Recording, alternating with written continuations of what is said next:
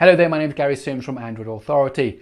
Now, Samsung's TouchWiz UI is something that tends to polarize people. You either love it or you hate it. Now, in the past, it's been accused of being slow and bloated. Now, thankfully, when Samsung released the Galaxy S6 and the Galaxy Note 5, it provided a trimmed down version of TouchWiz. However, trimmed down doesn't mean it's been crippled, and there are lots of interesting features built into the UI that can help you in your everyday use of the phone. So today, to help you get the best out of TouchWiz, I'm providing you with my tricks and tips for the Galaxy Note 5 and for the Galaxy S6. So if you're ready, let's go.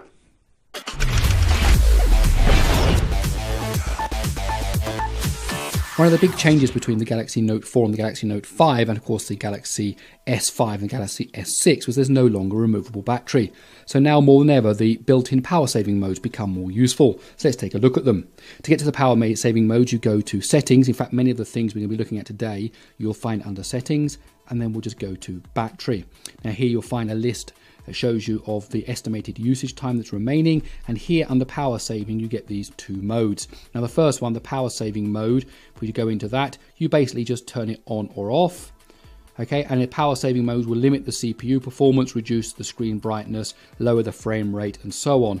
Now you can either make it turn on manually, or you can say, well, when I get down to 50% battery, when I get down to 20% battery, please just switch this saving mode on automatically to eke out a few more hours from my battery.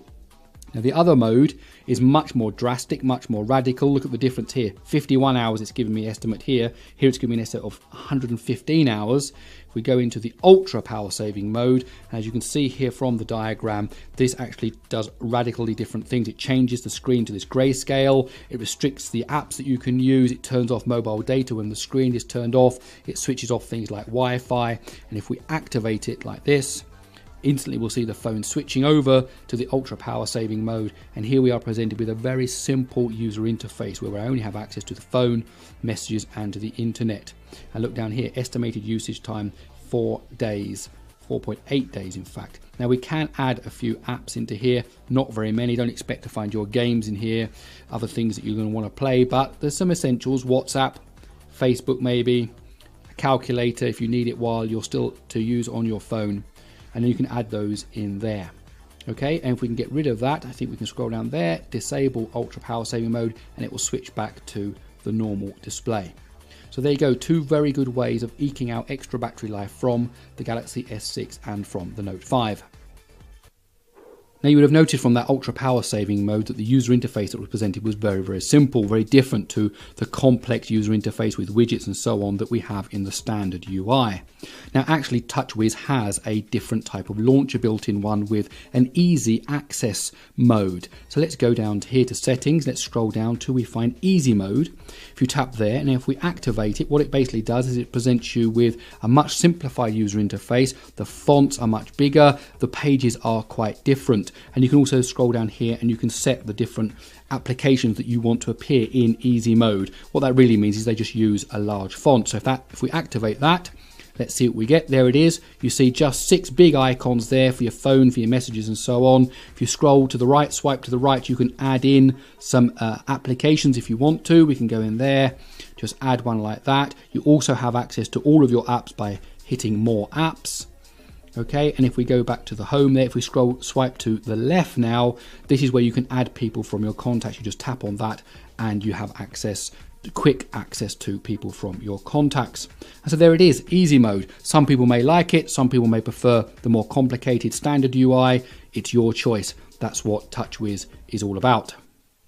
Now, I don't know about you, but in our house, it can be night time and we can all be almost asleep and the house is quiet. You could hear a pin drop and then suddenly a notification will come on one of our tablets or one of our phones, and it could almost wake the whole house up. In fact, the kids have a game with Jurassic Park on it, and when a notification comes, you get this huge T-Rex roar that rings through the whole house. It's been very annoying. Now, luckily, in the Samsung TouchWiz, there is a Do Not Disturb mode. Now, I know you've got the priority mode in Lollipop, and there's also a Do Not Disturb mode in Marshmallow. However, this is the one that has the TouchWiz is built into TouchWiz. We go here to Sounds and Notifications, and if you look here, Do Not Disturb. Now, when you activate this, and we can activate it now, for example, that will make sure that all calls are muted except for the alerts and things that you want to allow through, which we have in the exceptions section.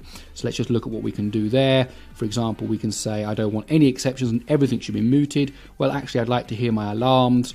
I'd like to hear my calls. In fact, I'd only like to hear calls from people that are in my favorites list. That means if I get any extra calls, if mum and dad ring, if the wife rings, it comes through. If someone who I don't know, someone that's not on my favorite list rings, well, I'll talk to them later. Okay, and also we can find that we can actually use scheduling.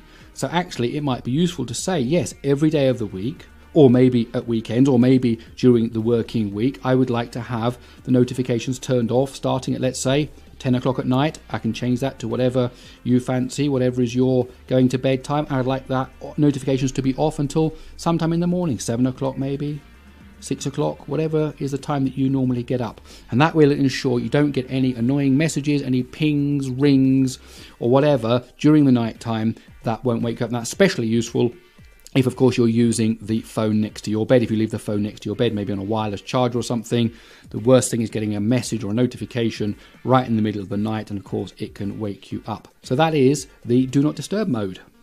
Now, of course, one of the key features of the Note 5 is, of course, the S Pen. Now, here I have the S Pen. I've already taken it out. Now, the S Pen allows you to do lots and lots of different things. Now, one of them is it gives you quick access to some of your favorite applications. Now, I've disabled the mode that allows the air command to come up when I pull the pen out. But if I bring the pen close to the screen, press the button, then up will come air command. Now, you see down here, these last icons are ones that I have set. So if we now go into settings here, into shortcuts, you can see that these are the ones I have set. Now if we just remove those and let's go back to the main screen, here you can see that there's a plus sign. So if you don't have any other ones set, you just hit here on the plus sign and you say, well, I would like to have always quick access to Google Drive, and I would always like to have quick access to the camera via this particular air command. And there we see there is Google Drive and the camera have appeared up there. You can actually delete S Note as well. That's one of the default ones they put in. Go to settings, go to shortcuts. We can get rid of all three of them there if we want to. And let's go back there again and see what there is. There we go, just the three there, and I can now add another three there. So that's how you can get quick access to some of your applications via air command. I just want to switch to the Galaxy S6 Edge for a moment. If you want to find a way of getting to some applications quickly, a quick launcher for that, you can pull out the Edge screen here. And what you'll actually find is that you've got two screens available here. One is called People's Edge and one is called Apps Edge. And now here you can select some quick launch icons. So there's a quick way of getting into the calculator. And again, we can swip that out like that. And if I hit the plus sign, I can add whichever it is apps that I want. Gmail, let's get that there. So we can get into that really quickly. Let's add another one. Okay, let's add Dropbox and so on and so on. So you can just add these onward and like that. And also, if you drag this like this cog, you can actually set where the tab is for the handle is for the Edge screen. So now if we go back here, you'll see it's now here in the middle rather than being up at the top. And I can drag it back up to the top again. Okay, and there we go. And now there it is. There's the handle for the Edge screen. So you've got People Edge and you've got App Edge. Now, if you hit the little cog sign, you can actually activate each of those. So if you want to turn off People Edge, if you don't want it on at all, then all you're going to get now on the side here is App Edge. One of the other interesting things you can do with the S Pen, of course, is capture web pages. In fact, you can capture any screen using ScreenWrite. Now, of course, you know how to do a screenshot. You just press the home button and the power key here, and that will give you a screenshot. But if you do it via the ScreenWrite, let's activate that here. Let's go to ScreenWrite here.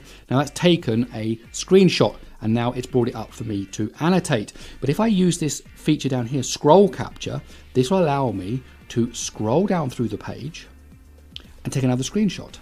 And now I can do it again. And I can do it again, and I can keep going until I get to the bottom of the whole page. And this will capture all of it for me. There we go, and now I'm done. Now it brings that up now. Here it is inside the ScreenWrite program, and look, here's the whole page, look at that. All captured for me like that. And now I can go in, and of course I can use the pen. Okay, we've got a marker in yellow, that's great. Okay, and we can go here, and I can, start to highlight a few things like that. And I can scroll down here, and maybe let's try a different pen now. Let's go with something in black, like that. And I might do something like that. Okay, and then I might scroll down here a bit more. Let's do something else here. What else can we do? Let's go in with something like that. Okay. So I'm marking this up like that. Now when I've finished now, I can go down here and I can say save in scrapbook. I can always save it in the gallery. And so now I've brought up the scrapbook and you can see the whole web page has been saved there along with the annotations that I was making at different points. And there you go, that's a quick way of saving a whole long page, annotating it and saving it in your scrapbook.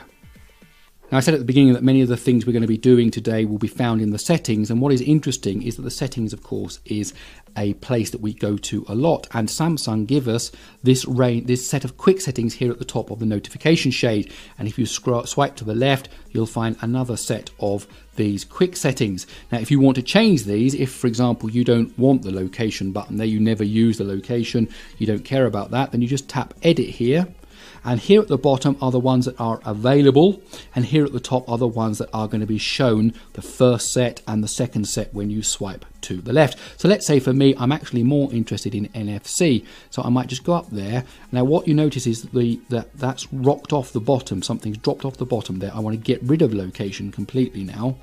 Let's put back in Do Not Disturb, which was over there like that. And now I've got NFC in that place there. And when I bring down, there is the notification shade. There is NFC instead of the location button. If I sweep to the left, I can still see all the other ones, including Do Not Disturb there. But there's more. If you hit on the settings button, you'll find there's a set of other quick settings here at the top.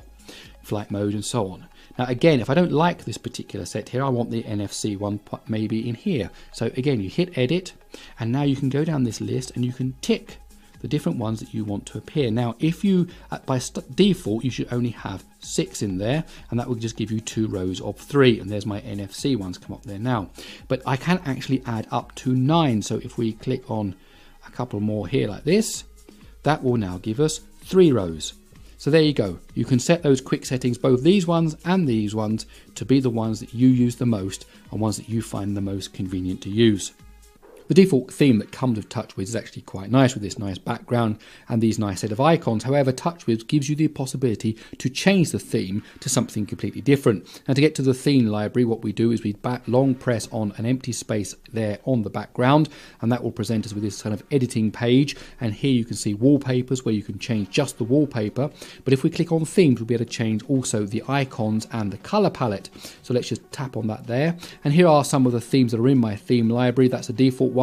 These two are shown by Samsung all the time, and this is one that I tried earlier, and we're going to apply that later in a moment. But if you want to see all the other themes, you just click down here on Theme Store, and here you'll be able to see all the different themes that are available. These are the featured ones, and if we go over here to all, you can go through all of the others that are available. Now once you've chosen a theme, if you just click on it, you'll be able to see what is available. You'll be able to look at the different screenshots. There we go. And then once you're happy with it, you click download. Now you have to be signed into your Samsung account. You can then download it, and once it's downloaded, you hit apply. Now let's go back and apply the one that I downloaded earlier, the BMW one. So let's click on there. Here is what it's going to look like once we apply it. Okay, so let's hit apply. Yes, please. And now we have to wait a few moments while it applies. It doesn't take too long. And here we go. It's got to 100%. And there we have it. So there is our completely different theme. Notice how all the icons are different, the background is different. In fact, if we go to apps here, we can see that all of the Samsung provided apps are actually got new icons, but the ones that are made by third parties retain their original icons. Now the great thing about themes, of course, is that you can just change them as many times as you like. So you can experiment. You don't need to be afraid about trying different ones. You can always go back to the default one at any time just by going back to it, clicking on apply as I've done.